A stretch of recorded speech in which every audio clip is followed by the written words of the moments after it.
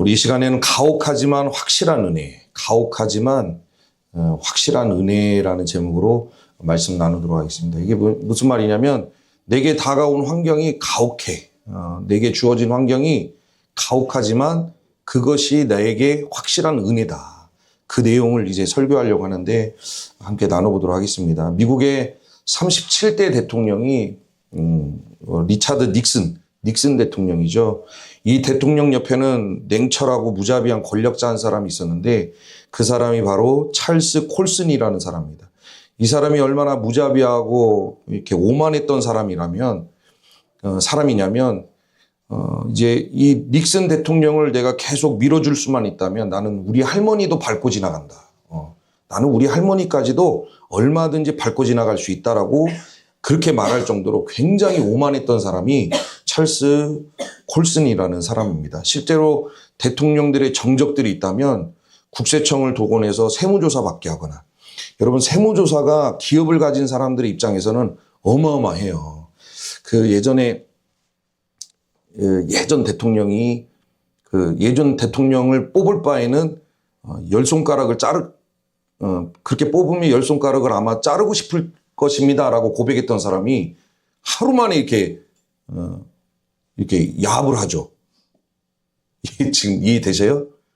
이해 안 되시는 것 같은데. 그 사람이 있었어요. 저 사람을 대통령으로 뽑을 것 같으면 아마 열 손가락을 자르고 싶을 거예요. 그렇게 얘기했던 사람이 그 사람하고 손을 잡았어. 왜 그냐. 이거 세무조사 때리면 그냥 끝나는 거예요. 그 사람 기업 가지고 있죠. 자기 회사 가지고 있어요. 세무조사 들어간다 하면 끝나는 거예요. 검사들이 그렇게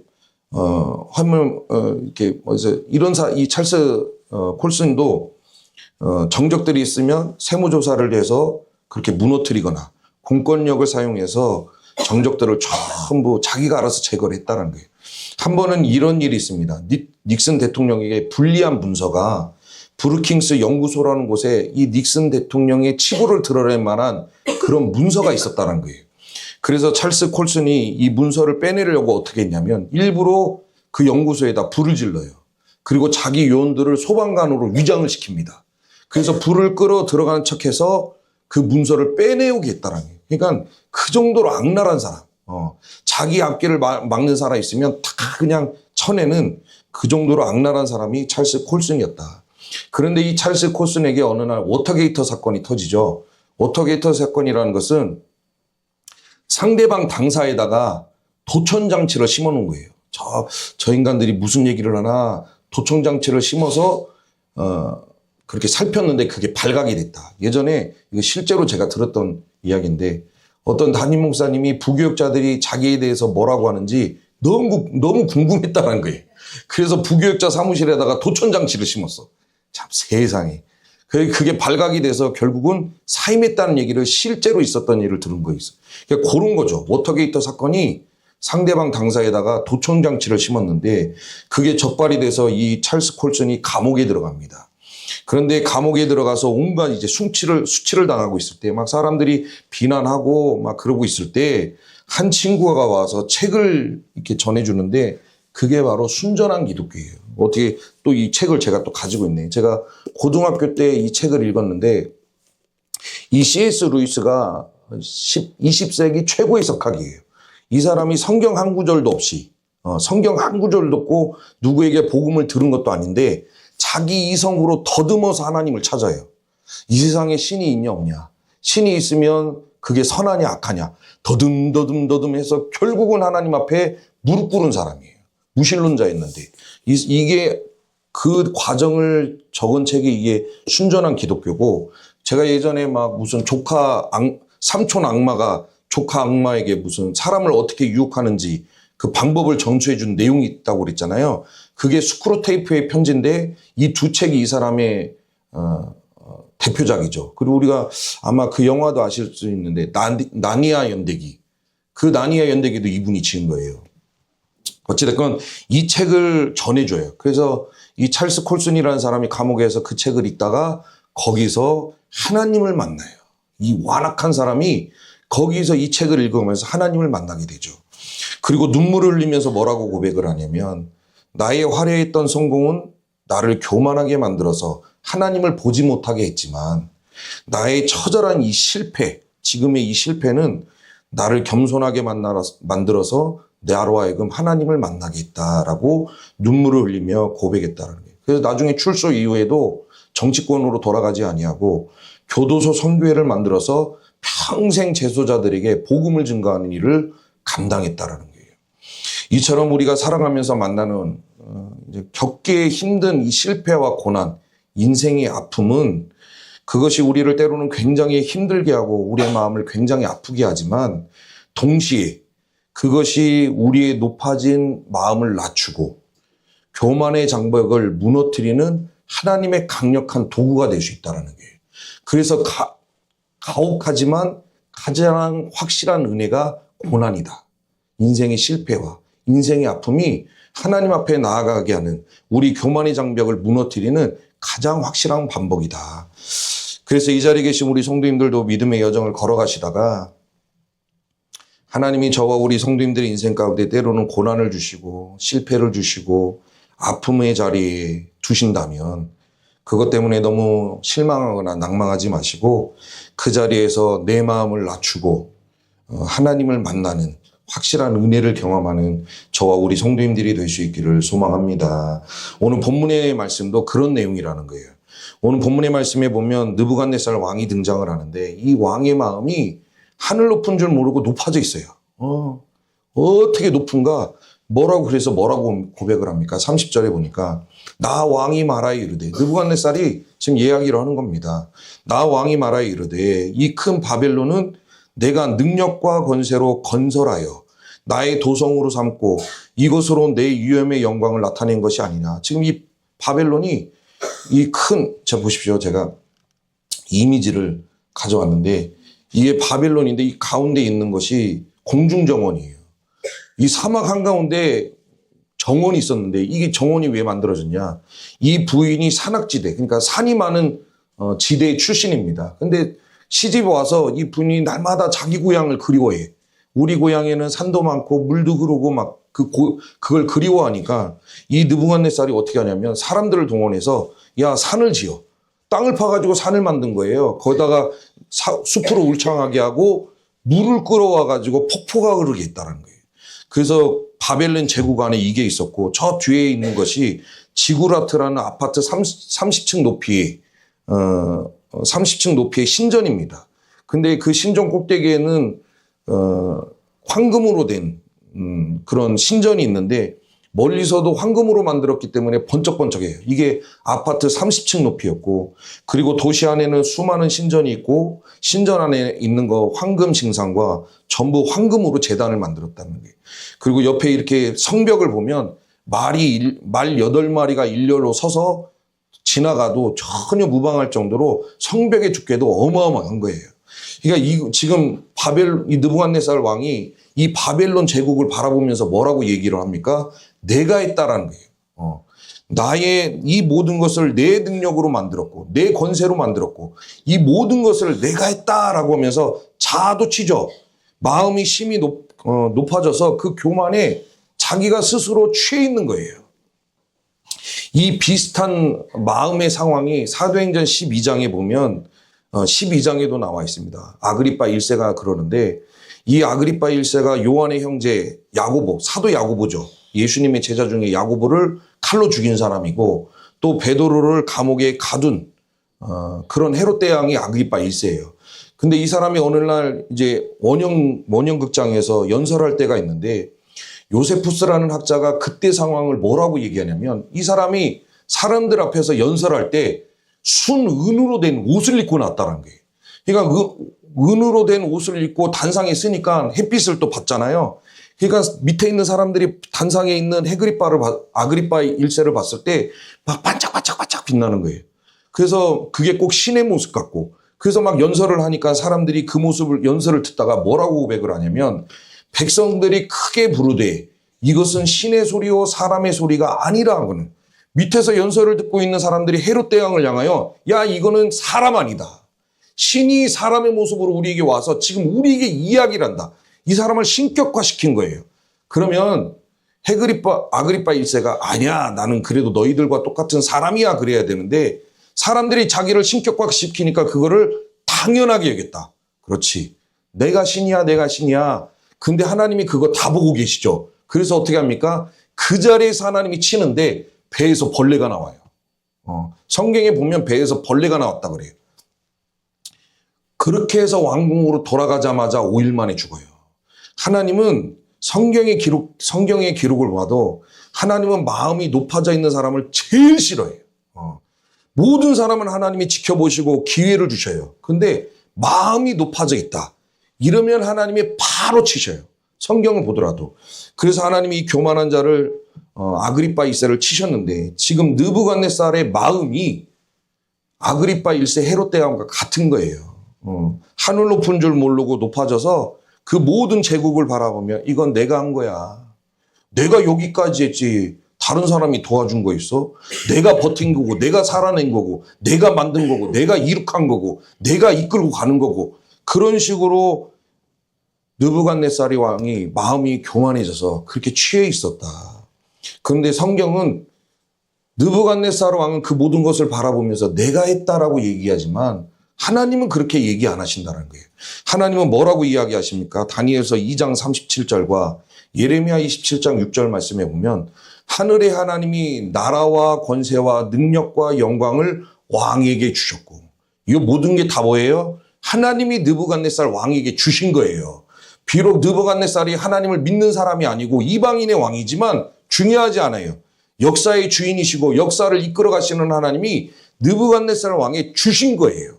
이제 내가 이 모든 땅을 내 종 바벨론의 왕 느부갓네살의 손에 주고 이게 하나님의 허락하심 하에 느부갓네살 손에 쥐어진 거죠. 하나님이 주신 거예요.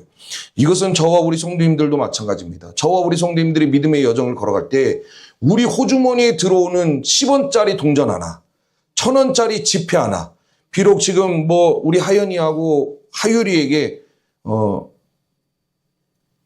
금일봉을 주긴 했지만 교회에서 준 게 아니라 하나님이 주신 것인 줄 믿으시길 바랍니다. 내 수중에 들어오는 10원짜리 동전 하나는 물론 내가 땀 흘리고 발로 뛴 그것도 있겠지만은 결론적으로 하나님이 주셔야 들어오더라. 하늘에 나는 새, 공중에 나는 새와 들에 있는 백합화까지도 하나님이 허락하지 아니하시면 그들도 먹을 수 없고 입을 수 없는 거예요. 모든 것은 하나님이 주셨기 때문에 누리고 있는 것이다. 그러면 느부갓네살 왕도 이건 내가 한 거다. 누가 도와준 적 있어? 내 힘으로 버텼고 내 힘으로 왔고 내 힘으로 이끌어왔고 내가 만들었다라고 이야기할 게 아니라 하나님을 바라보고 하나님의 영광을 나타냈어야 되는데 그 모든 것을 바라보고 내가 한 거야. 봐라. 이 모든 거 내가 건설한 거야. 내 능력이고 내 권세야. 그렇게 취해 있었다. 그렇게 취해서 막 고백을 쏟아낼 때 아까 그 지붕 위에서 테라스 위에서 쏟아낼 때 하나님이 그 모습을 다 보시죠. 그러니까 아까 아그리빠 1세도 막 사람들이 신격화시킬 때 하나님이 다 보고 계셨던 것처럼 느부갓네살 왕도 그 테라스 위에 올라가 가지고 이거 내가 한 거야 할 때 하나님이 전부 보고 계셨다는 거예요. 그래서 하나님이 뭐라고 하시냐면 31절 이 말이 아직도 나 왕의 입에 있을 때 이 느부갓네살 왕이 이거 내가 한 거야 라고 이야기할 때 그게 입에 기운에서 아직 떨어지지도 않았어요. 근데 하늘에서 소리가 내려 이르되 하나님이 찾아오신 거죠. 느부갓네살 왕아 내게 말하노니 나라의 왕위가 내게서 떠났다 그래요. 이거 내가 한 거야 라고 입에서 떨어지기도 전에 하나님이 오셔서 너 그래? 이 왕권이 너에게서 떠났다라고 얘기하셔요. 그러면서 32절에 뭐라고 하십니까? 내가 사람에게서 쫓겨나서 들짐승과 함께 살면서 소처럼 풀을 먹을 것이요. 이와 같이 7대를 지내서 어떻게 했습니까? 이 왕권이 너에게서 떠났어. 너는 앞으로 7대 7년 동안 사람들에게 쫓겨나서 들에 쫓겨난다는 거예요.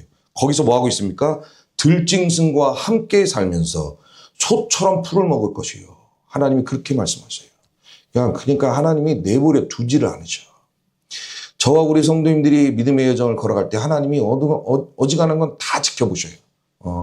이것도 그럴 수도 있지. 연약하니까 이럴 수도 있지. 하나님이 다 지켜보시는데 한 가지는 안 지켜보셔요. 그게 뭐예요? 높아진 마음. 바로 오셔가지고 너는 소처럼 될 거야. 그래서 실제로 하나님의 명령 따라 7년 동안 느부갓네살 왕이 밖에 나가서 솔처럼 풀을 뜯어먹어요. 예, 미친 거예요, 미친 거. 우리 그 현대 정신의학에서 보면 이 증상, 이 느부갓네살 왕의 증상을 이렇게 정의를 합니다. 보안트로피. 이게 소광증 아시나요? 저도 설교 준비하다가 처음 하는 소광증이라고 하고 수인화증이라고 이야기했는데 이게 뭐냐? 사람이 자기를 사람으로 여기지를 않아요. 느부갓네살이 지금 자기를 사람으로 여기지 않고 뭐로 여기는 거예요? 소라고 생각하는 거예요. 이게 바로 정신분열 증세 중에 하나래. 이게 미친 거예요. 느부갓네살 왕의 마음이 너무 높으니까 그래서 하늘 높은 줄 모르고 높아져서 하나님의 은혜도 모르고 하나님의 영광도 고백하지 않으니까 하나님이 찾아오셔서 7년 동안 미치게 하시고 들판에서 소처럼 풀을 뜯어먹게 하셨다는 거예요. 그러니까 이게 다 교만 때문에 그런다. 그래서 고통의 시간이 느부갓네살에게 7년이 주어져요. 7년이. 근데 보세요. 느부갓네살 왕의 입장에서는 이 7년이 얼마나 이게 수치스럽습니까? 제국의 왕이었다가 밖에 나가서 소처럼 풀을 뜯어먹는 인생이 얼마나 수치스럽고 이거 다 손가락질하는 거 아니에요. 그런데 그 느부갓네살 입장에서는 고통의 시간이지만 우리가 오늘 본문 제목처럼 이게 은혜의 시간이 된다는 거예요. 이 7년의 시간 동안 느부갓네살이 그것을 다 지내고 나서 7년이 다 지났을 때 그때 눈을 들어서 뭐예요? 하나님을 보더라. 하나님도 없던 인생이 이거 내가 했어 라고 고백했던 인생이 7년의 고통의 시간을 딱 끝내라고 뭐예요? 하나님을 봐요. 그래서 34절에 뭐라고 이야기하냐면 그 기한이 참해 7년이 다 참해 나 느부갓네살이 하늘을 우러러 보았더니 내 총명이 다시 내게로 돌아온지 하나님이 이제 총명을 다시 집어넣어 주시고 총명을 돌아온지라 이에 내가 지극히 높으신 이에게 감사 이제서야 이게 은혜의 은혜. 여러분 내가 교만하게 살아가는데 하나님이 내 인생에 손을 안 대는 건 저주의 저주. 그걸 우리가 뭐 신학적으로 육이라고 하죠. 버린 거다. 근데 이게 은혜라니까요. 7년의 시간을 지나니까 느부갓네살이 뭐라고 고백하냐면 이게 내가 지극히 높으신 이에게 감사하며 영생하시는 이를 찬양하고 경배하였나니 그 권세는 영원한 권세요 그 나라는 대대에 이르리로다. 7년의 시간을 지나놓아서 느부갓네살이 그때서야 비로소 이제 아픔의 시간, 고통의 시간, 연단의 시간을 다 지나고 나서 그때서야 비로소 눈을 들어서 하나님을 보고 하나님의 영광을 찬양했다라는 거예요. 그래서 우리에게 주어진 저와 우리 성도님들에게 주어지는 그 고통의 시간, 고난의 시간은 그게 어떻게 보면 굉장히 가혹하죠. 이해가 안 될 때도 있지만 그러나 다른 편에서 보면 그것은 하나님을 만날 수 있는 기회인 줄 믿으시고 하나님의 은혜를 붙드는 저와 우리 성도님들이 될 수 있기를 소망합니다. 남유다 13대 왕이 히스기야죠. 하나님 앞에 굉장히 잘했던 왕이 히스기야인데 히스기야가 죽을 병에 걸려가지고 하나님 앞에 기도해요. 하나님 내가 조금 더 살게 해주세요. 조금만 더 살고 싶습니다. 라고 기도하니까 하나님이 긍휼을 베풀어 주셔서 15년의 삶을 연장해 주죠. 그렇게 15년의 삶을 연장받을 때 태어난 아이가 므낫세예요. 므낫세. 그런데 이 늦둥이 제가 요즘 막 우리 역사에 빠져가지고 그 세종대왕도 늦둥이가 있었대요. 그 늦둥이를 물고 빨고 했다는데 이 지금 히스기야 왕에도 늦둥이가 태어난 거예요. 근데 얼마나 이쁜 자식입니까? 근데 이 므낫세가 아하방, 이스라엘 역대 왕 중에 가장 악한 아하방은 저리 가라 할 정도로 아주 못돼요. 그래서 하나님은 없다. 하나님 없이 자기 마음대로 살아가요. 자기가 하고 싶은 대로 하고 자기가 생각하고 싶은 대로 하고 행동하고 싶은 대로 하고 자기 멋대로 한 번도 하나님 앞에 물어보지 아니하고 그런 인생을 살아가요. 그래서 하나님이 그거 보십니까? 제가 지금 계속 말씀드리지만 그렇게 교만한 사람을 하나님이 내버려 두지 않는다는 거예요. 그러니까 하나님이 이 므낫세도 내버려 두지 않으셔요. 그래서 아수르 군대를 보내서 남유다를 치게 하시고 이 므낫세를 끌고 가게 하시는데 이 므낫세도 소처럼 끌려가요. 쇠사슬에 결박이 돼서 타국으로 소처럼 끌려갑니다. 그러니까 므낫세에게 고통의 시간이 온 거예요. 그때 보세요. 므낫세에게는 수치스러운 시간이고 고통의 시간이지만 이렇게 고통의 시간이 왔을 때 므낫세가 어떻게 합니까? 역대하 33장 12절. 그가 환난을 당하여 그의 하나님 여호와께 간구하고 그의 조상들의 하나님 앞에 크게 겸손하여 자기에게 환난의 시간과 고통의 시간이 오니까 그 교만했던 므낫세가 어떻게 해요? 하나님 앞에 크게 겸손해졌더라. 그러니까 고난과 아픔과 슬픔이 저와 우리 성도님들의 마음의 벽을 낮추는 게 제일 좋은 방법. 하나님이 보실 때도 그거보다 더 좋은 게 없어. 그래서 때로는 고난을 허락하시더라. 므낫세도 고난이 오니까 뭐예요? 하나님 앞에 마음이 크게 겸손해. 제가 금요기도회 때도 얘기했지만 크게, 겸손 앞에 크게라는 단어가 없어요. 근데 므낫세는 크게 겸손했어요. 그래서 하나님 앞에 부르짖죠. 하나님 잘못했습니다. 나를 불쌍히 여겨주셔서 나를 구원하소서라고 기도해요. 하나님이 그 기도를 들으시고 타국으로 끌려갔는데 속초랑 끌려간 인생을 다시 남유다로 돌아오게 하세요. 얼마 안 걸렸어요. 바로 하나님이 돌아오게 하셔서 또 남유다 왕으로 세워주셔요. 어떤 왕이 망해버린 왕이 다시 왕의 자리에 올라간 왕이 역사 속에 누가 있습니까? 그런데 하나님이 크게 겸손하여 하나님 앞에 부르짖은 므낫세를 하나님이 붙드시고 불쌍히 여겨주셔서 회복의 은혜를 주셨다는 거예요. 그래서 다시 왕이 오르죠. 기가 막힌 은혜예요. 그래서 거듭 말씀을 드리지만 저와 우리 성도님들의 인생 가운데 고난과 환난의 시간이 오면 그게 우리 입장에서는 너무 가혹하지만 그러나 그 시간은 우리가 다시금 하나님 앞에 순전한 모습으로 나아갈 수 있도록 하나님이 우리를 빚으시는 시간인 것을 믿으시고 그 앞에 하나님 앞에 마음을 팍 낮춰서 하나님이 베풀어 주시는 은혜를 경험하는 우리 성도님들이 될 수 있기를 소망합니다. 그런 고난이 찾아왔을 때 빨리 하나님 앞에 돌아가셔야 돼요. 육신의 질병이 찾아오거나 재정적인 실패가 찾아오거나 또 사랑과의 단절이 찾아오거나 또는 내 뜻대로 도무지 해결되지 않는 캄캄한 현실이 찾아왔을 때 우리가 해야 될 게 뭐예요? 이거 나 하나님 앞에 저주받았다라고 이야기할 게 아니라 그건 하나님의 저주가 아니라 하나님이 다시 우리 그 인생 가운데 들어오셔서 네 인생은 네게 아니라 네 인생은 내 거야라고 말씀하시는 하나님의 빚으시는 시간이에요. 그러니까 그 고난의 시간 속에서 울고 불고 낙담하고 떼쓰고 나 저주받았네라고 원망하는 게 아니라 하나님이 내 인생에 들어오셔서 나를 붙드시고 너는 내 거야라고 하는 하나님의 사인이구나. 그걸 알으셔서 그 자리에서 빨리 하나님 앞에 나아가 하나님을 찾으시고 하나님을 발견하시고 하나님의 음성을 듣는 우리 성도님들이 되시기를 소망합니다. 하나님 앞에 나아가셔야 돼요. 최선을 다해. 왜? 그렇게 또 떨어져도 만물보다 부패한 게 인간의 심령인지라 그냥 또 돌아가요. 고난 속에서도 또 돌아가. 마음의 장벽이 계속 차요. 이게 인간의 마음이에요. 그러니까 그 연단의 시간이 왔을 때 우리가 빨리 하나님께 돌아가야 돼요. 그 자리에 머물러 있어도 안 되고 방향을 못 잡아서 어디로 가야 될지 방황해서도 안 되고 또 슬픔이 너무 커서 낙담해서도 안 됩니다. 빨리 돌아가셔야 돼요. 있는 힘을 다해 돌아가실 때 하나님이 품어주신다는 거예요. 돌아온 탕자 보십시오. 아버지의 재산 다 허비했지만 다 허비해서 거지가 됐어요. 그러니까 그 마음에 드는 생각이 뭐예요? 돌아가자. 이게 최고의 은혜예요. 다른 사람이 그런 마음을 갖는 게 쉽지 않아요. 근데 돌아온 탕자는 거지가 돼서 자기의 삶을 뉘치고 고백하기를 가야겠다. 아버지께로 다시 돌아가야겠다.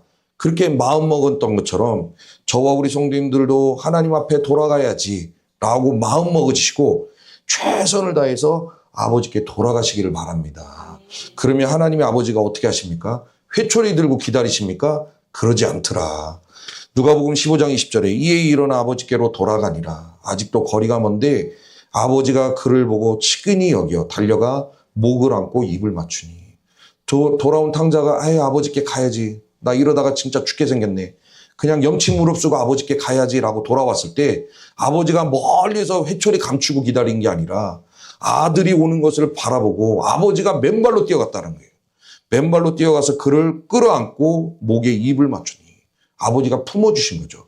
저와 우리 성도님들이 하나님 앞에 돌아가면 하나님이 반드시 저와 우리 성도님들을 다시 품어주시고 예전의 은혜를 회복할 수 있도록 은혜를 베풀어 주실 줄 믿습니다. 이건 아버지의 마음이에요. 아버지가 품으시고 아버지가 끌어안아 주시는 거예요. 그래서 마음이 높아진 마음을 연단의 시간을 통하여 낮추시고 하나님 앞에 돌아가셔서 고난의 자리가 이렇게 잔혹하지만, 가혹하지만 그 자리여서 어찌됐건 높아진 마음 제거하시고, 그거 금방 또 차오릅니다. 새살 돋듯이 교만이 또 금방 차올라. 그러니까 기회를 주실 때 빨리 돌아가야 돼요. 높아진 마음 제거하시고 내 인생의 주인이신 하나님 온전히 바라보시고 하나님이 베풀어 주시는 진정한 회복과 은혜를 이번 한 주도 누리며 살아가시는 저와 우리 성도님들이 될 수 있기를 주의 이름으로 축복합니다. 우리